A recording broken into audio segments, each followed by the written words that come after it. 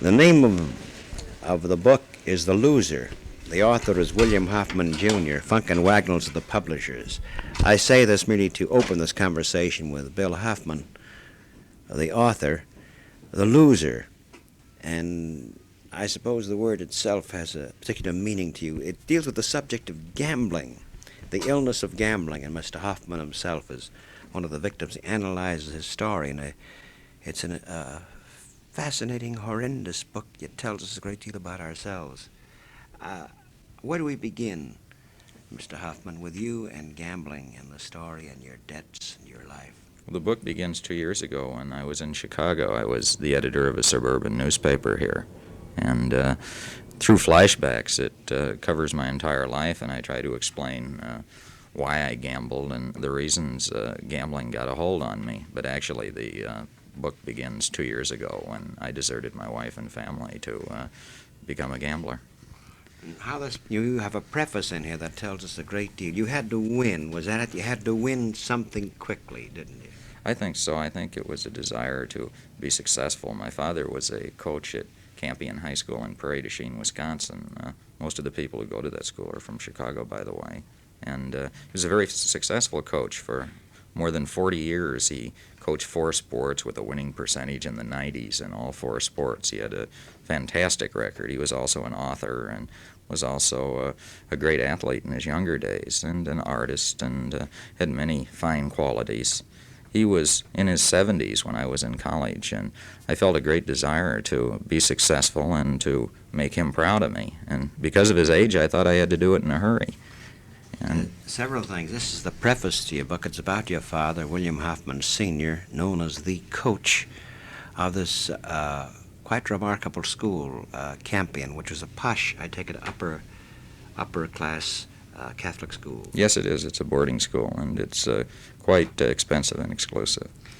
And yet, often we think of the hungry schools that have the outstanding athletes because of hunger. Here's a case, something of your father's, a phrase here your father used, and he was known to everyone there.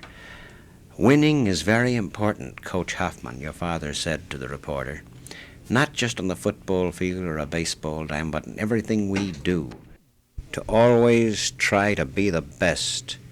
That's what we should strive for. You don't have to be the most gifted person. You have to work harder, think harder, want to win more than the other guy. Effort and desire can lick ability every time. And so the team had an incredible average. So this matter, was this inbred in you, Bill? I know this is very difficult for you to talk about, and yet you do in your book. So I think it was inbred. The day I was born, a pair of football cleats were put into my room, inscribed to a 1957 All-American. And I think that the desire to be successful came to me, was forced on me quite early, not by my father, by the way. I think that he was pretty understanding, but by people who admired him and wanted me to step right into his shoes and be the kind of man that he was. And I don't blame my father at all for what happened. In fact, I blame myself for what happened. But there were the people of the community who expected so much from you as an athlete. Yes, especially as an athlete, because he had been a great athlete, and they could see the headlines of me leading my father's teams, and my father retiring after I had given him a last moment of glory. And unfortunately, I was a rotten athlete. I tried hard, but I wasn't very good. Could you perhaps dwell on this just a bit? We're talking to Bill Hoffman, gambler, trying to overcome this, and the matter, what happened to checks, to his family, to the fever itself. When you found out you were not a good athlete, what did you feel that you weren't worth much? Was that it?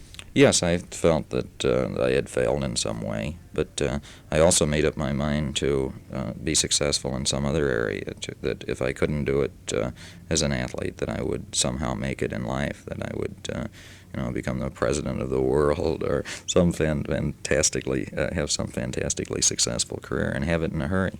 And I think I kind of ran through life, at least the years I've lived, seeking some sort of success. Now, for a while, you were doing copy for an insurance company, writing quite well, and apparently your neighborhood, your suburban paper was doing quite well in this sense, but that wasn't fast enough, was it? No, I was the sales promotion manager for Constitution Life Insurance Company here in Chicago, and at the same time was the editor of The Advisor, which is a paper with a pretty healthy circulation out in Hanover Park. And I think between the two jobs I was making more than $20,000 a year when I was 29 years old, which was 2 years ago. But I certainly didn't think that was in any way comparable to what my father had done or what I felt that I had to do to be successful, to be really successful. Obviously a very painful book to write, but you have written it, and it's people to read because it tells us not only about you, but maybe about ourselves too. So therefore I bring up the subject of your mother for a moment. You mentioned her here. A very unhappy lady.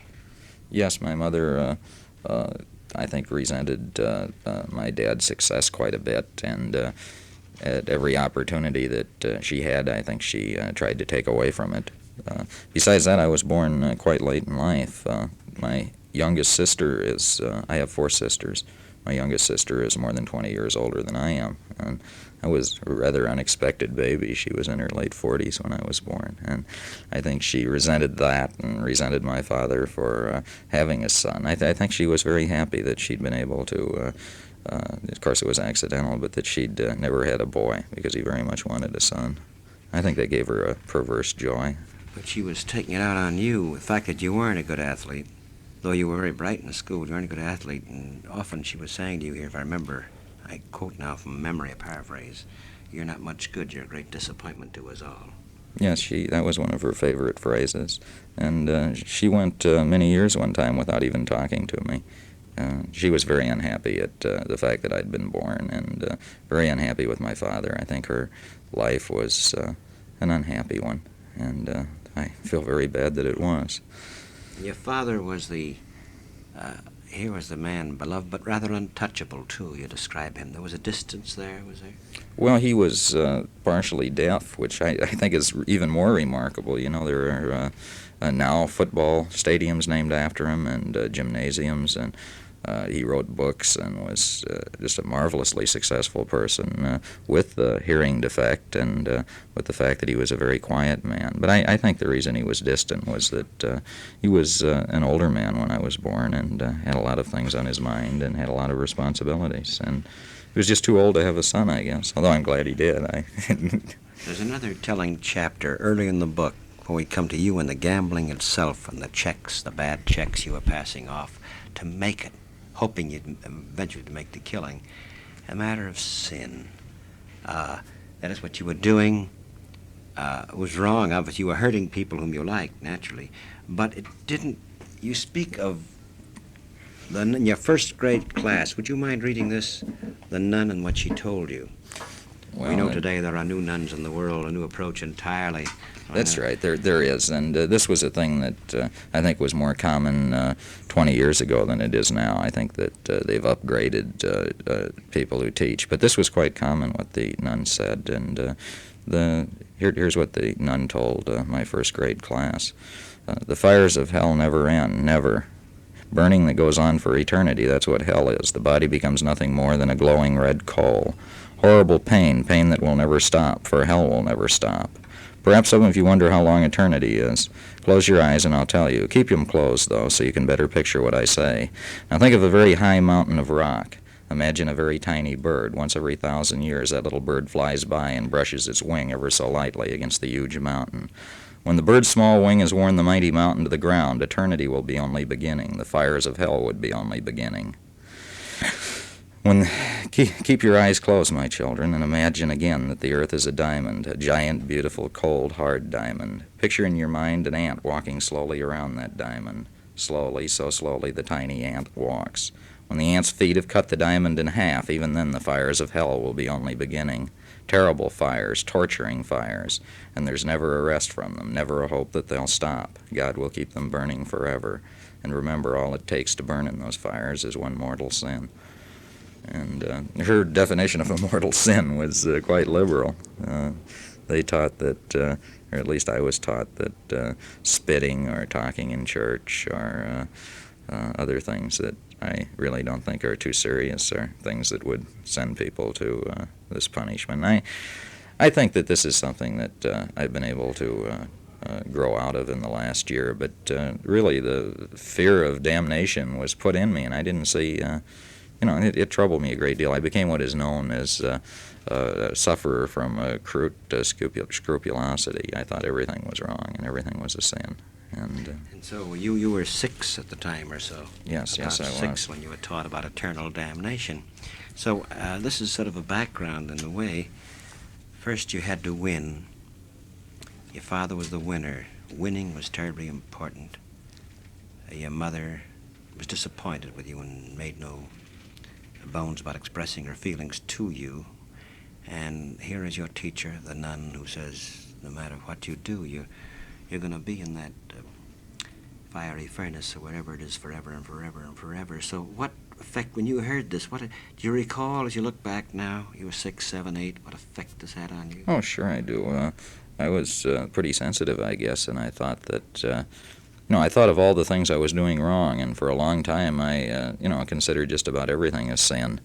And in the end, I guess when I was about 10, I thought that there just wasn't any hope. It was hopeless, and I was going to hell, but at least I could have some happiness in this life. So I just decided, well, all right, I'm going to go down below, but I can't worry about it anymore. I can't even allow myself to think about it, or I'll go crazy here, not only later, but I won't have any happiness here. So I just blocked out all thoughts of what was right or wrong, I think, when I was very young. The question is, since you were going to hell, to make it good, to make the dough success at least as fast as you could here. Exactly, to get out of this life what I was sure I wouldn't have in the next one. Almost any part of this book now becomes quite suspenseful and quite traumatic for Bill Hoffman, and for the reader too. So the gambling, it opens up. You tell about a friend of yours, how you had lost a lot of dough. Well, you had the job, and you didn't, at first you gambled a bit, wasn't that it? Yes, I didn't gamble very much. Well, not very much. I gambled a fair amount, more than a fair amount, but it really wasn't that great a problem from the time I was 19 till I was 29.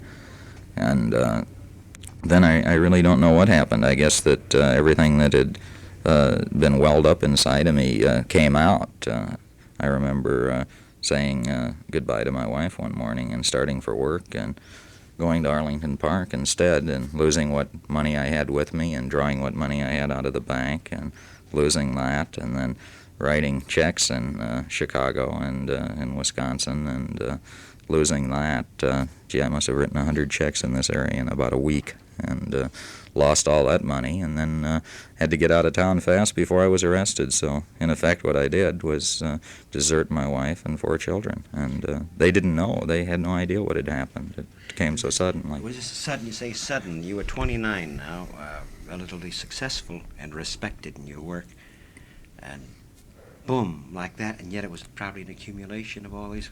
Do you recall, this is very difficult, I know, when you made the big gamble, when you quit and went to Arlington Park, the racetrack? Well, I think it was a carryover again from not letting, not permitting myself to think about anything or what was right or wrong. I don't remember particularly thinking anything except that, I'll go out to the track and I'll make a lot of money today, and then I'll go home and I'll show my father how much money I have. And I guess this was running around in my mind. And instead of winning, of course, I lost. And then I lost what I had, and then I started to bounce the checks. Before I ask you about how easy it was for you to make up stories and you became quite deft, this happens too, doesn't it? With friends and acquaintances, you tell about the technique here of seeing people you haven't seen in years, whether it be Jesuit fathers whom you knew or others, or this guy. I assume you make up names in the book. Is that it? Some name? No, almost every name in the book is real. I think there are 4 people whose names have been changed. I was thinking about the grocery store owner. That was changed, was it? Well, so I won't mention his name then, because it's difficult for me to, because how. Most of the names are real. Almost all of them are. There are a few changed names, though. But this kid You borrowed from him because there's an irony here. You were pretty good at picking. You had a system that worked out fairly well, didn't it? Yeah, I was good at picking the horses. Of course, I was, again, fairly bright, and I'd spent an inordinate amount of time learning how to pick them. So I was a reasonably good handicapper, I guess. But what you're talking about is a funny thing. This has often happened to me even before this, that I could have other people win, by telling them which horses to bet, but I would always lose because I would, insist that they bet to show, and then I would bet to win, and the horse would come in second or third. Why do you think that was? The name of the book is The Loser, and your father was a winner. You always, the people you advised to bet, you bet to show. For those in the audience who may not know horse racing parlance, to run third. But you would bet him on the First, second, or third Yeah, is the but you would show. bet him on the nose. Sure, I'd bet him to win, and I think that I've discovered what that is, I think. At least I hope I have, through psychoanalysis and through going to Gamblers Anonymous. A person who really is bitten by the gambling bug, a compulsive gambler, so-called, has a death wish, a desire to lose. And he may not be aware of it, but he really wants to lose, and it's a form of self-punishment. And my problem, I guess, was I was trying to punish myself for not being what I thought I should have been, and not being as successful and as much a credit to my father as I should have been. Come back also to the nun story, if we may. Sin, you're worthless, you're a sinful man. Exactly, and there's a desire there to punish yourself. Since you believe you are a sinner, you believe you must be punished, and you don't seem to be being punished. You've got these good jobs, and you love your wife and your children. So there's got to be some way to punish yourself, and I'm sure that's a great part of the gambling problem. You speak of Gamblers Anonymous. This, in your most desperate moment, there were times when you thought you'd finish everything off. You called, is that it? There are chapters of Gamblers Anonymous, much like Alcoholics Anonymous. Yes, they're in, I believe, 32 states, very, very active in Chicago. I have a terrific chapter here. And I call Gamblers Anonymous after about 3 months after Chicago. I went out to Las Vegas and California and all across the country, everywhere writing bad checks and everywhere losing more money, to the point where I was in debt thousands of dollars and had hundreds of checks out. And I finally one day stopped and said, well, what's the sense in all this? It was a question of suicide or seeking help, and I sought help from Gamblers Anonymous, and one of their representatives came rushing out on the moment, and offered some marvelous advice, and helped me for a while, and helped me get me back on the track for a while. His story was, he was, as you told your story of deserting your wife and kids and being sought after for the bum checks you were cashing, and friends whom you feel you let down with the bum checks, he's saying, well, that's nothing. He wasn't too impressed by that. He acted almost like I was a nickel and dime criminal, and then he told his story, which he'd invested, gosh, I forget the amount, but it was some phenomenal amount. I believe in the hundreds of thousands of dollars, and he hadn't gone to jail for it. He'd talked to his employer, and gotten the employer to agree to let him pay it off out of his salary. And many of the stories I heard when I went to Gamblers Anonymous, it's a group therapy thing similar to Alcoholics Anonymous, where everyone tells their story and draws strength from each other, were much more sensational than mine. Many of them had gone to jail, however. Yeah, William Hoffman, Jr., I guess the book is The Loser. Funk and Wagnall's the publisher. Perhaps we can even dwell on some of the scenes, your descriptions of not only the race tracks, your descriptions of the tracks themselves and the people who were there, too, are quite vivid, the fever that is there, and, of course, Las Vegas and California. So how did you do? You lived on practically nothing. Food became secondary to you, too. Oh, sure. I hardly ever ate. I think if a gambler has, $2, he's going to bet it. He's going to bet everything he has. He won't eat. He'll sleep in parked cars. He'll sleep anywhere to avoid spending money to make sure he has enough to bet. No matter how much he bets or how much he has, every cent has got to be available for gambling. He won't use it for his family, no matter how much he has. That money has to be there for the betting. When you were these two brothers who admired you very much because they thought you were a lawyer and a big man, as you let them know. But you were able to pick pretty well. They thought you were way ahead too. They were ahead, but still you had to put it all on the one horse and blow it, didn't you?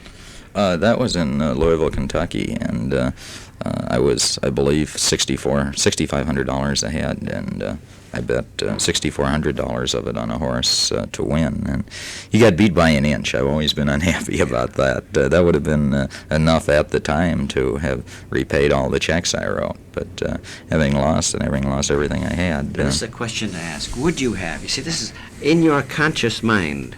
You wanted to make it quick so you could repay all the checks, because guilt, there was guilt on your mind. I know it's here again. I have the word underlined, guilt, guilt, guilt. It goes way back to your childhood again. But in your, as you said, in your subconscious mind, it's the losing.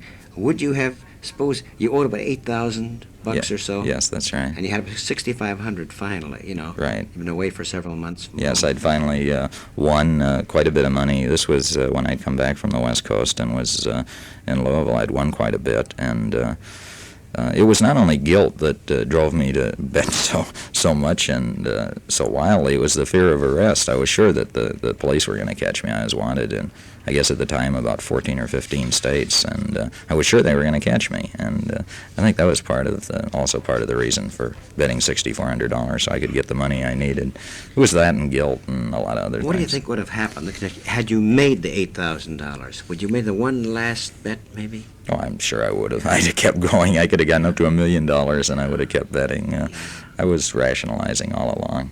And, descriptions. Perhaps you could read the descriptions. This is somewhere, Las Vegas. Any part of the description of it is so good. We think of the glamorous Las Vegas, and I suppose Las Vegas is filled with many people. Would you mind describing this? Well, this is when I got off the train. I'd run away from Chicago because I had so many checks there, and was also running away from myself and my family. And I stepped off the air-conditioned train onto the platform, and I wrote here, a creaking wooden platform and heat hotter than any I'd experienced. The train had arrived at noon on time, and I stood alongside it half blinded by the oppressive July heat. I had expected something considerably more elaborate from this lush gambling mecca than a dusty, dilapidated wooden walkway in a depot falling apart. I had imagined I would find happy, smiling young couples, daring young adventurers like myself seeking the rainbow's end, wealthy vacationers and prosperous-looking businessmen. I had thought I would be swept up in an atmosphere of carefree abandon upon leaving the train. Instead, there was the heat and the dead desert and the loneliness and unhappiness I had shed for the 44 hours of the train ride. I tried to shake my feeling of depression. I had money to win, a family to love, a career to resume, success to attain. Only a few $1,000s in checks stood in my way. You go on, you described the cab. Even with a couple of bucks, you would still take a cab, because that was part of it, too, wasn't the success? Well, I don't know. I think it was more that I wanted to be about the business of betting faster, and that's why I took a cab, and to get settled down and be ready to bet. William Hoffman's description of Las Vegas is quite incredible. Simple. Your style of writing, by the way, is very good. It's a simple, straight style. I had no luggage. I placed my razor on a table and took the cab down to Fremont Street, where the two-block area, the most concentrated gambling complex in the world. Bought a sports shirt, ready to wear slacks, put them in a store, left the old clothes behind, drank a Coke in a restaurant, advertised 16-ounce steaks for $1.50, walked the heat, studied the face of the hurrying people. They didn't look very happy.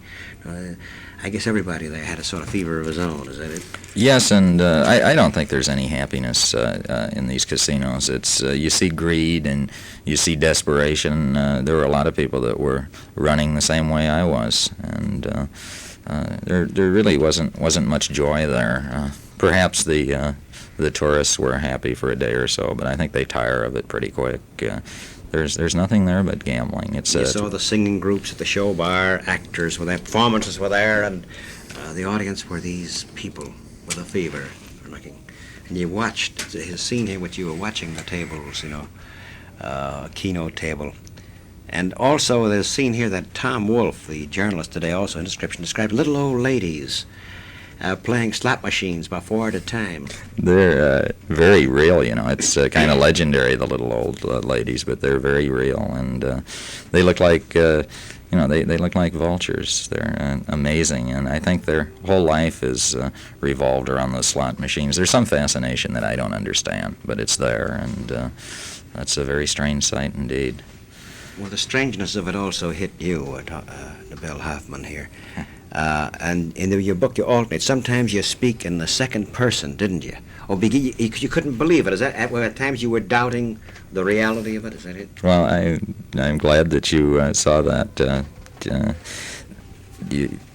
Yes, I did think of myself in the second person, and this is a form of escapism where you cannot live with yourself if you really believe that you're doing the things that I couldn't have lived with myself if I really let myself believe that I was doing these things, that I'd bounced checks and deserted a family and job and hurt all the people that knew me. So I began to think of myself as someone else and pretended that I was off in a distance watching this wild thing that was happening. But it wasn't really me that was doing it. It was me watching some other person. And yes, I did think of myself as somebody else. I was aware, writes Bill Hoffman. I always thought about myself in the second person, like first-time criminals can't believe that crime's really theirs. I thought of my criminal self as someone else. My real self, I thought, was looking on. That's it. Interested in the outcome, not participating in the contest. Surely it could not have been me who deserted the family, bounced all those checks, fled half across the continent. And then you played all kinds, aside from horses, then, of course, you were playing the games, blackjack, roulette, poker. Sure, and craps, and just about anything that happened to be available. I wasn't very choosy. You know, just a matter of luck. Here's the luck of Bill. If we could describe the roulette, you be yourself, and I'll be the croupier and the people watching. So you came to a table here, a roulette table. What'd you describe the scene? I'll be those other voices. And At the roulette table, I sat next to a fat woman and a man with glasses who was scribbling furiously in a notebook. The fat woman was scattering 10-cent chips all over the table. She bet nearly every number. I was amused. The woman could be a winner and still lose money, I thought. Just when I thought she was finished, she rose again from her stool, leaned across the table, and plopped chips on the green O and the green double O, as if to say, "There now, let's see me lose."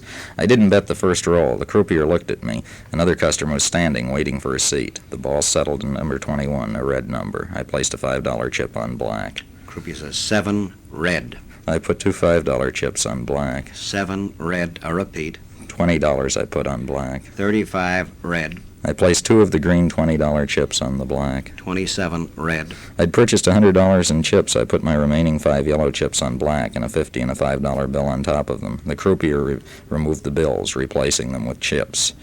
The SOB thinks he can pull that psychological stuff on me, the deal that says chips are meaningless to a bettor, but that he'll be cautious if he bets the long green. Big money, the croupier said softly. Oh, the number you put on now made it seem he has to report a certain number. Over yes, I think over $100 they have to tell the pit boss so that they can watch to see that there's no hanky-panky between the bettor and the croupier. So now everybody was looking at you now, is that right? Because of That's the desperation. right. You had doubled and doubled and doubled every time. Yes, if you double and you win one bet, you come out your original bet ahead, and it's a fairly safe way of betting unless your luck is pretty bad. And here's your luck. It's about 5 times in a row now. Yes, at least.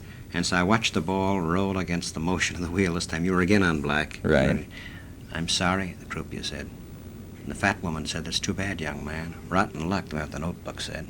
I looked at number 1 in the red and got up and walked out in the heat. So about 6 times in a row. This is incredible. This also is an aspect in this book, the luck you're having, you know. This was mentioned in the New York Times by Rex Lardner, who reviewed the book, and he said that Hoffman was a fool, but he said the guy did have bad luck, too. And I looked back, and, I guess it wasn't bad luck, but it did seem that some amazing things happened when I was betting. I had wonderful streaks of losing on near 50-50 chances. When you bet black, it's almost 50-50 that you'll win, just a little bit less. And, to lose 6 times in a row, or to lose, as I did, more than 21 times in a row at blackjack. That made me wonder about the honesty of blackjack, by the way, in Vegas. What are your thoughts on that? You lost 21 times in a row at blackjack. Yes, I did. I think that the game in Nevada is subject to some skepticism. In the book Beat the Dealer, and also in Scarney's book, he wrote about a system he had to beat at blackjack, and he said that he had to take a magician out to Las Vegas, and that he could win for a while, but when they saw he was winning, they'd put in what they call a mechanic, who is less than an honest dealer, and the magician could pick this up, and he would tell Scarney when he had to leave, and as soon as the magician picked up one deal that looked a little bit less than honest, Scarney would get up and go to another casino. But I'm very skeptical about the blackjack games. In a way, you're really powerless, aren't you? No matter how good you may be or what luck is, in the sense that the institutions here, the game, are so overwhelming. They out so much at that. It's almost at their sufferance that if you do win, you win. I think so. I think that they can control whether you're going to win or lose. The book Beat the Dealer came up with a system, by the way, which actually beat blackjack. It was a very complicated system, and it took an entire book to explain, and it took a Phi Beta Kappa to understand it. But it truly would beat blackjack, and in one sweep of the pen, the book Beat the Dealer became meaningless because they changed the rules at blackjack after this book came out, acknowledging that this was a system that would beat it, and now the system's no good. So Beat the Dealer is no longer a way that a person can win at blackjack. As you read the book, I said the writing of Bill Hoffman is quite vivid, because he's writing from his gut, obviously. You suddenly, in reading it, you become Bill Hoffman. You're outside, you're inside, you're horrified. As you're a second person, suddenly the reader becomes first person. The ladies, and then you went to a place, a suburb of Los Angeles, again. How are you able to find these? You just know where the gambling places are, is that it? Oh, sure. I think I know where just about every place where the action is, at least in this country, was. And I'd had to leave Las Vegas again because of checks. I'd passed a bunch of them at casinos, which I'm told, by the way, I was told by a person in New York, Bobby Vinton, who's a singer, on a show that he was on, that he couldn't cash a check in Las Vegas, and he was surprised that I'd been able to cash so many. You developed a certain technique, too, in telling stories, didn't you? Is that it? Yeah, it's in the book. I don't mean to be evasive, but I've been told that to teach a crime course on radio would be about the worst thing I could do. But, yeah, I did cash them there and went out to Los Angeles because it was the nearest place where the action was. I'd already bounced checks in Reno on trips I met there and also in Tahoe. So I knew that the nearest gambling after that was the racetracks in California and the poker clubs in Gardena, where it's legal. So I asked you about the poker clubs of Gardena and the lady players. Here's a fascinating subject. You describe the tracks very well. Some of the tracks are kind of dumpy, and some. You describe it from the standpoint of a horse player, don't you? I think so. No, not really. No, that's not right. I think I describe it from the standpoint of someone who is trying to see what the track is really like, and not as a horse player. I think it doesn't matter to a gambler, really, whether the place is beaten down and dilapidated or whether it's Belmont, which is brand new and beautiful. I think I describe it as best I could as a writer. As a writer. You spoke of Cahokia Downs, East St. Louis. That's an old battered track, I understand. That track is something else. It's a very small track, and the purses are very cheap and the horses are very slow, and it's quite a place. So you went to fast tracks and slow tracks? Yes, and bet on slow horses. Slow horses. So we come to the women. You found out in Gardena, the Normandy Club, 6 days a week, and these women you got to describe them. A large percent of the players are women. They dress alike, look on one thing in common, they hate men. Would you mind reading this sequence? I'd like to. This is the Normandy Club, and by the way, the Normandy Club was the place in California, I think it was 3 years ago, where a fella had lost, or I'm not even sure if he'd lost, but for some reason he was sore at the Normandy Club, and he went in with a machine gun. You may remember that. And he killed 13 people, and I think wounded about 37. This was about 3 years ago. So here we come to a theme not wholly unrelated to this, desperation, loners. And we speak of violence and headlines and horror. And here's the Normandy Club to make it, one way or another, I suppose. These women, you describe it. All right. A large percentage of the players are women. They dress alike, look alike, and have one thing that binds them together. They hate men. All are old, fat, wear heavy makeup and too much perfume, complain about everything in general and the pretty waitresses in particular, and each has enough money to open her own branch of the Bank of America. When the waitresses aren't within earshot, they complain about the language the men at their table use and the horrible luck they're having. When they win, they complain more. The pot wasn't big enough. Why couldn't they have had the same luck last night, and didn't someone forget to ante? The women generally win. They never bet a hand unless it's sure. They have nothing else to do, so they're willing to sit for hours and complain and throw their hands in and drink coffee and say the room is too hot or too cold or too smoky. And they win. They sit and sit and sit, waiting for the one hand that must inevitably come. They delight in victory, complaining at the same time how long it took. They brag. They tell the man who lost the most money in the pot that he deserved it, that he's a smart aleck, and that he should have known his full house couldn't possibly win. They sometimes cry when they lose. They say the world is against them. If only dear sweet Milton were still alive, they wouldn't be in this awful place. When they lose, they become vengeful. They play only to beat the man who dared to win a hand from them. They remain in every pot the man who beat them is in, staying on the chance that they'll get their sweet revenge. That is when they can be beaten. There are men at the tables who make their living in Gardena, quite a good living, and they're able to do it because the women know them and hate them and stay in every hand they're in. But to win, the women have to be made mad, really mad, not the constant picayunish type complaining. This is something you learned. This is so if they like the gentleman, he's always a gentleman because he's losing. But there was so if they hate someone who's winning because they're getting mad, there was one fellow who was goaded by the woman. He's, please, lady, lay off, and she calls the houseman. And the houseman has to kick this guy out. He's using foul language. That's right. And, the housemen are really good fellas, but, the man will come down there maybe once a month, and these women are there every day. And, these are the customers there. Sure. And, anyone whom a woman doesn't like, one of the regulars there can have one of their opponents thrown out quite easily. But what's fascinating here, you have to be hated by them in order to beat them, really. That gets them mad. They want to stay in to beat you. Is that it? Yes, that's exactly it. You can sit there like a stone for days and days, and, the house will collect the buck they charge every half hour for you to play, and when you get a sure hand, you'll win, but nobody will be in, and when they get a sure hand, they'll win, but nobody will have stayed in.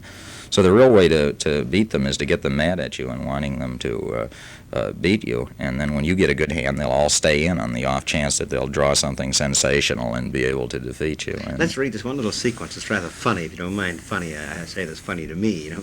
But you were able to win. You had no hands, but finally, they liked you at first. You were a sweet young man, on account of someone whom they hated, who was winning, right? Well, they liked me as long as I wasn't winning. And so it took 45 minutes, but the cards came. I won a hand, writes Bill Hoffman. 3 women stayed. The yellow-faced man, the one they didn't like, hadn't. And I'll be the woman. You read the rest. I just bet because it was you. Yeah, and then when I won the next pot, she didn't say anything. And when I dropped out of the next 3 without a bet, she said, if there's anything worse than an old man who takes advantage of unsuspecting widows, a young sharpie. In other words, it's strange all the good hands are showing up in 2 places. And I said, lady, I've only won 2 pots in an hour. Don't be rude with me, young man, or I'll call the houseman. It'd be very easy for 2 card sharps to take advantage of helpless, gullible women. Yeah, there's something else. That's their only joy in life, I guess, and they're quite annoying. So we come to the question of...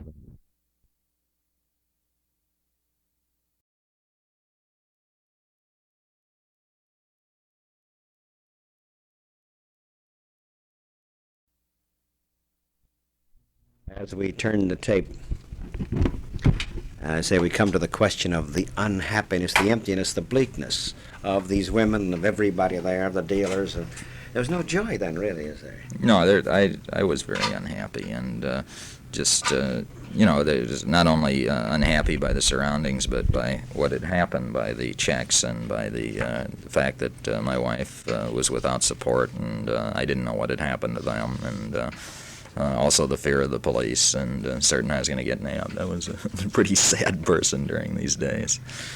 Continuously there's this aspect of you trying to keep track of your family, of calling your wife who lived with the mother by this time. And Maryland and your children, this was also on your mind throughout, was it not? Yes, it was, and I knew they didn't have any money, and really no way of, no visible means of support, so this wasn't something that overjoyed me either. And, after Gardena, again, I wrote checks in Los Angeles. I was running out of places to go, actually. I went down to Mexico and played dogs and horses and jai-alai at Caliente, which is in Tijuana. Ended up in jail there, by the way, for a night. I think you should describe this scene. We think of Mexico and racetracks. The view, of course, the view is good. But you're hitchhiking the Mexican border and the hotel, the degradation of it. Oh, Tijuana is really a terrible place, and the racetrack there is the dregs of thoroughbred racing. If it's honest, it would surprise anyone I've ever known that's gone there. And I did bet the dogs there, which are even worse than the horses as far as honesty, and Highlight, which, if possible, is worse than the dogs and horses for honesty. Well, why were you there? You were first lived in the hotel, and you saw the women in the streets, and you saw the starvation. And you gave each woman a $5 bill. Looked at you strangely. Didn't understand why. I didn't want to sleep with them. And that too. You had to give the dough away too. Is that it? I think so, and also, it was sort of a conscience salve. I thought, well, I can't help myself, and this money isn't enough to help my wife, but thought $5 might be quite a bit to the poor people that I saw there. I really don't know why I did it. It was times of madness that are written about in this Also, book. it was filthy lucre. Maybe that phrase too. I don't know. You had to give it away. I don't know. Sure. I don't know.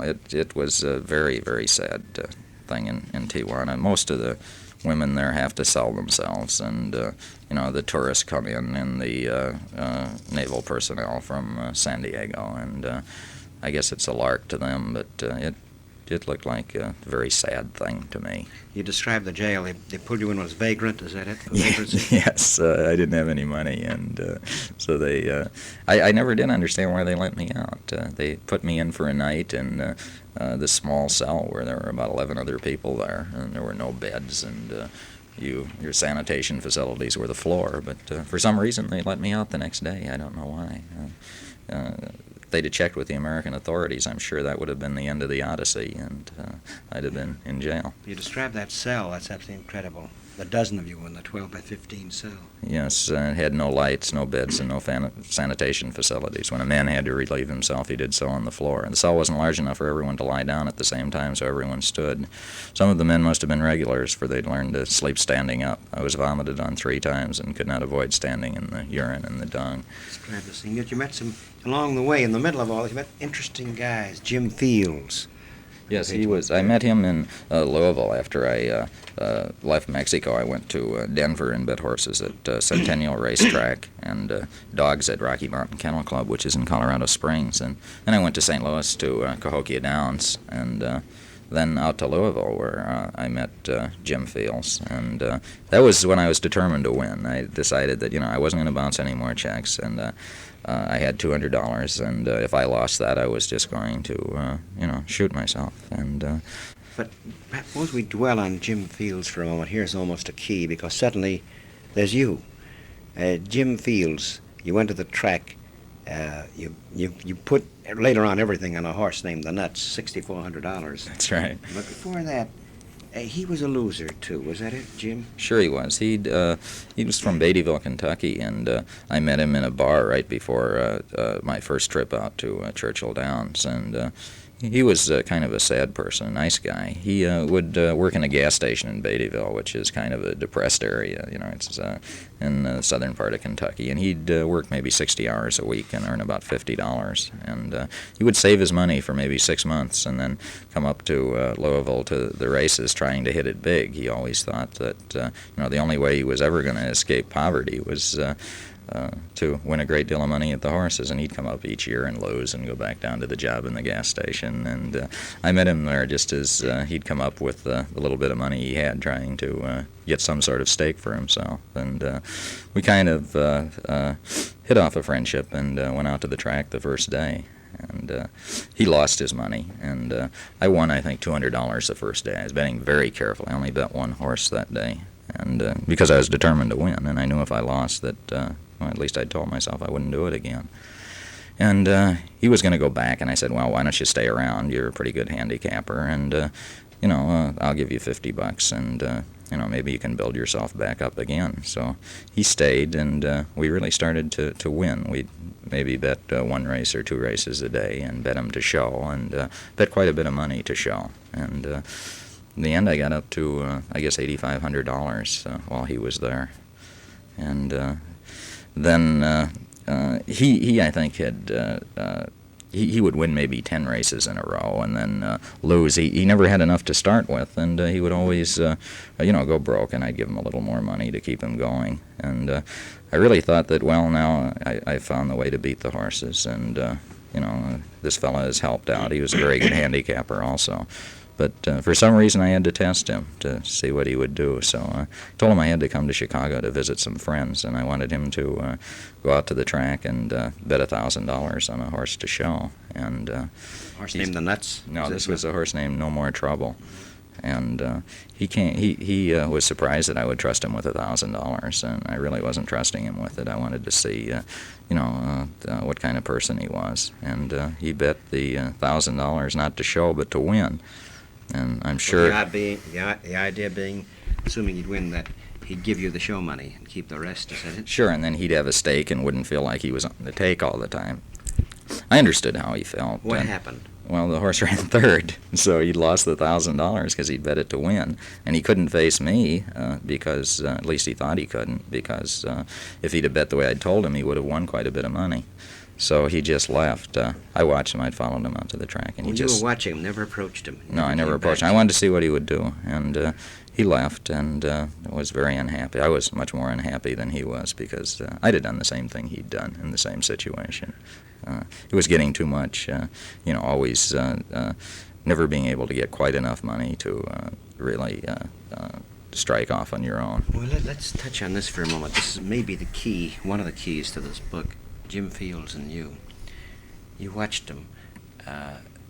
You'd have done the same thing if you were here, because he had that gambling fear. He wanted to be, in a sense, not dependent on you. Exactly, and I suspected he'd do it. I don't even know what right I have to have tested him. But I'd have done the same thing, after I'd given him money 3 or 4 times, and say he'd done it for me and he'd have given me $1,000. And this horse did look like it would win, and it would be so easy to bet it to win and say you bet it to show, and that with a few dollars you'd hit it phenomenally well at the track, and now you have a couple $1,000 also. So I don't blame him at all. I blame myself for asking him to do such a thing. So meantime, you still had some money, and all went on the nuts. Yeah, I had, I think I lost another $1,000 then, and I had $6,500, and I bet $6,400 of it on this horse at Churchill Downs. I think it was about the 26th of September, and the horse, as I said before, got beat by a nose, and I had $100 left, enough, I thought, for a gun. But I wanted to see my wife first, so I went from Churchill Downs to Chicago and tried to find my wife in the house that we had. But it had been 3.5 months now, and she was gone. New people had moved in there. So I did buy a gun, and then, came the doubts. Well, should I do this? And I called Gamblers Anonymous at that time, and they were of great help. The fellow there was marvelous. He took me out to see my old employer at Constitution Life Insurance Company and asked them if they would give me my job back. And this struck the fellow there as rather strange, that here I should be in jail and I'm asking for my job back. And it was explained that, well, he can go to jail, but how are people going to get their money while he's in jail? And he was very sympathetic. It was Charlie McKillop. He was very nice about it and said, well, we'll see, if we can't get him the job. In the meantime, he should see a lawyer. So I had a fellow I'd roomed with in college at St. Louis University who was an attorney in East St. Louis, Illinois. So I drove up to see him, and he said, well, I don't think you ought to work in Chicago. It'll be hard enough paying back thousands of dollars and hoping that the police will stay off you. That'll be a pretty big burden. But to have to face people at the same time who know what you've done would be almost impossible. And in the meantime, we located my wife. She'd had to move to Washington, D.C. with her mother and taken the children with her. And he suggested that I go to Washington and try to find work there and to send him money, and he would distribute it and try to hold off the creditors until I could earn enough. So I went to Washington, D.C. Your friend Paul, Gamblers Anonymous, also had insights, because the gamblers do. You were certain, this is a rather delicate point, but as knowledge of family life, they knew that he wasn't quite sure your wife would forgive you. You were quite certain she would. He said, well, take it easy, I'll be here when you call. And he turned out to be rather close to the truth, didn't he? Well, I guess he'd had much more experience with this and had seen hundreds of the gamblers who were very down and who who had done similar to what I'd done, and who expected their wife would welcome them back with open arms. And he said that's just not the way it was. And I said, well, my wife is different. She will. And he said, well, don't count on it. They think that, they've been insulted in public, and sometimes they become revengeful. And I didn't think this would happen, so I kind of laughed at that and said, well, I can count on my wife. So I went to Washington, and my wife, he was more right than I was. She was very unhappy, and good heavens, I can't blame her. She'd been deserted 3.5 months, didn't know where her husband was. First report she get, our police knocking on the door saying, where is this jerk? He's, wanted everywhere now. And this was quite a crushing thing for her, so I can't blame her for not welcoming me back with Question open of arms. humiliation, too, I suppose. The humiliation. Sure, that's a big thing, and feel they've been humiliated in front of everyone. And You met, throughout those certain people, you'd met the editor of the Baltimore paper. You became a rewrite man. You were quite good at it, apparently. Yes, I worked, first of all, in Washington. I got 3 jobs at the same time with the Washington Daily News, and flipping hamburgers at a McDonald's stand, and as a bill collector, which I didn't collect any bills, by the way, but I held the job. And I was earning, because of the 3 jobs, quite a bit of money, and was giving it to my wife and sending some to the lawyer in East St. Louis to repay people. And later I was hired by the Baltimore News-American as a features writer, and later was becoming syndicated over the Hearst Wire, and was quite successful. No one knew. I think only one person knew what I'd done. I used completely false information as to my background, and luckily it wasn't checked. And so on the road to recovery, when the same thing that happened in Chicago happened again, I went off to the track and started to bounce checks again. And Was this a way, if I followed your book correctly, I'm trying to recall now, a way because you were turned out, but a way by your wife was a form of revenge on your part, possibly, too? Gee, I don't know if it was No. revenge. She said that, she wouldn't live with me yet, that I should continue to try to prove myself and to continue to hold the jobs and pay the people I owed, and that, she'd know when the right time was when she could trust me. And, I felt I needed help pretty bad at this time and didn't seem like I was getting it. And I guess the second time was revenge, which, again, was not a very nice thing on my part. Patty, see, we're talking to a man, Bill Hoffman, and his book and his fever. That is more prevalent than we think. Apparently, you found this throughout the country, didn't you? The gambling fever. Yes, I did, and I don't know if Gamblers Anonymous statistics are right, but they say there are 8 million people who have compulsive gambling problems in this nation, which is quite a large figure. What is that? 1 out of every 12. So you say that the compulsive gambling, doesn't matter what form it takes, does it? Oh, I don't think so. What sport? I mean, what sport isn't the word, is it? No, it's the action, and it's the compulsive gambler will do anything to get money, I think. He'll steal for it, he'll con, he'll cheat. It's the action. It's like dope. You've got to have the dope, just as in gambling you have to have the action, and any way you can get the money, you'll go about getting it. But every now and then you meet someone who digs and tries to, as the girl named Margaret, is an interesting tale, perhaps not talk about now. Someone who, of course, she suffered too, I suppose. Yes, she'd had a rather unhappy life. She was a big help to me, by the way, after the second time I ran off and had bounced checks. I'd met her when I was working for the newspaper in Baltimore.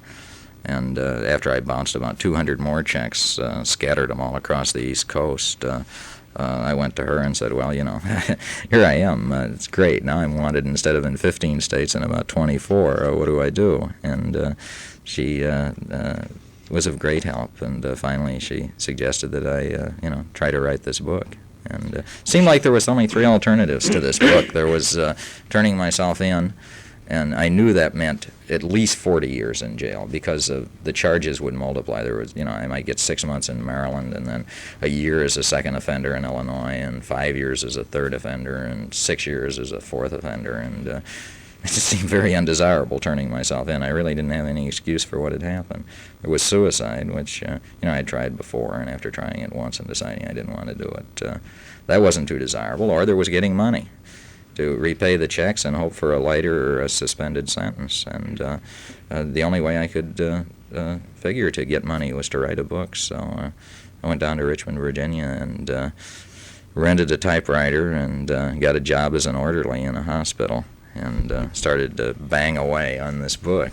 And I wrote the thing 8 times before I thought it was good enough to submit. And after the 8th time, when I thought it was good enough, I suffered a nervous breakdown and became paralyzed for 2 weeks in a hospital in Richmond. And finally, when I was able to walk, this is kind of interesting. I was finally able to at least get up. I snuck out of the hospital and got out on the freeway and hitchhiked to New York with the manuscript. And I got there late at night. I guess I had less than $1 in my pocket, and I slept in Central Park. And the next morning, I found Madison Avenue and looked in the yellow pages and got the address of a literary agent. It was only about a block away, so I walked up to his office and charged in and said, "I've written this book and you've got to sell it this afternoon. I'm wanted by the police and I don't have any money." Well, he kind of laughed at that and said, "Yeah, I'll sell it this afternoon. You know, most books never get published, and, you know, no books are bought the same day." Well, I said, "All right, I'll have to sell it myself." And I started to leave, and he said, "Well, look, I've never had any luck with anyone who's come in the way you have. But to my credit, I think that I've never had anyone come in here with something that was worthwhile that I've ever turned down." So he said, "I know I'm wasting my time with you as I have with everyone else, but I'll, hear your story." And I told him the story, and he said, well, he was behind in his reading, and it would take quite a while for him to get to it. And I said, well, all right, I'll have to do the same thing. I'm still going to have to sell it myself. And he finally said, well, I'll have my wife read it tonight. And that seemed like a long time to wait till that night, but I said, all right. And I called him the next morning and asked him what his wife thought of the book. And she said, well, she thinks you're a very unusual person. And I said, well, what in the world does that mean? And he says, I can't tell you what it means. And I said, well, what are you going to do? And he said, I've gotten a promise out of the executive editor at Funk and Wagnalls to read the book overnight, and said it was a great personal favor to me. He's been a friend of mine for years, but he's agreed to give it an overnight reading, and I'll let you know what he says tomorrow. And I gave blood that day. Got $5 for giving blood. Well, you gave blood. You got $5. Yeah, and was able to survive on that. I called him the next morning, and I said, what happened? And he said, well, Funk and Wagnalls bought the book. So it was 2 days from the time I arrived in New York, never having been there before, from the time the book was sold. And then, because the story was rather fantastic and sensational, they hired an actor. Reader's Digest owns Funk and Wagnalls, and they hired an actor who for 3 months went all across the country trying to find out if what I'd written was true. And he found out that it was, but it took quite a while before they could actually go into production on the book. And as soon as this happened, the literary agent sent the book over to his to General Artists Corporation, who handles movie properties for them. And the agent at General Artists Corporation said that this book would be a great movie, and he made an out-and-out promise that he would sell it to the movies. But he said, wait until the book's published and it's a bestseller, and you'll get more. So in the meantime, I went back down to Richmond, and I wrote 2 more books, and came up to New York with the 2 books. This was in early December of 1967. And when I got there, I found out that the FBI was really after me. They threatened the publisher that they were accessories. They knew where I was, and if they didn't turn me in immediately, they were going to slap some warrants on them. Well, I was faced with the fact that I just about had to surrender now. The publisher was putting pressure on me. And I said, well, give me 3 days, to see what I can do. And I went over to General Artists Corporation and said, you say the book is worth a great deal of money when it's published. How about now? And the fellow there, Paul Block, responded marvelously. He sent the book to every studio in the city, and airmailed a special delivery them out to the coast, and told them of how important it was to get the book sold, and that they could probably get a really good bargain on a tremendous movie property. And within 3 days, we had 4 offers from motion pictures, and the book sold to movies. And all the money went into an escrow account, which was being administered by the lawyer from Reader's Digest. And everyone, I guess more than 500 checks, they all were paid by the motion picture money, every one that I owed. Few haven't been paid, and they haven't been paid because there were so many we couldn't find everyone. And still haven't found everyone. There are checks in Chicago, I'm sure, that if anyone's listening that holds one of my checks, they should write to the publisher. So anyway, that was quite a happy time. Well, that's quite a twist and irony here. So the loser, Bill Hoffman, may be a winner. A winner. What does this mean now? Suppose you have a movie hit and the book is a bestseller. You're a winner. Your father was a winner. Well, what does that mean? Well, it looks like the loser will do very well. I don't know what it means. What makes me much more proud is the fact that I wrote 2 other novels which were sold since I wrote The Loser, and I'm sure they won't be as successful as The Loser. But The Loser sold out of the first printing in a week and a half now. But the other books were something that weren't about myself and weren't so painful to write and weren't the confession-type sensational things that... I feel very unhappy that I had to write this book, but it was really necessary, and it paid. It did serve the purpose that the gambling never served. Now, I was asking the question about winner and loser, very ironically, perhaps. Winner, that was the thing you wanted to be all the time, a winner, to prove something. We go way back now to your father, the winning coach. Almost, his high school team almost beat the Globetrotters. The Globetrotters were horsing around. A team that was always winning, and sin and damnation was there, so what do you have to lose? And now, Bill Hoffman, the winner. I guess there's more to it than that, isn't there? Yeah, everyone tells me, I should feel very good. I was on the Johnny Carson show, and they say, well, isn't this marvelous? This guy's written this great book, and he's on the way back. He's, the riches to rags and back to riches success. Is that the way it was discussed? Sure, That's and very isn't this interesting. Marvelous? And Yeah. I don't know if it's marvelous. The book is about what I did, and I was a pretty rotten person to do what I did, and now because I've written about it, I don't think that makes me any better than what I was before. See, maybe it's just we cannot tolerate losers.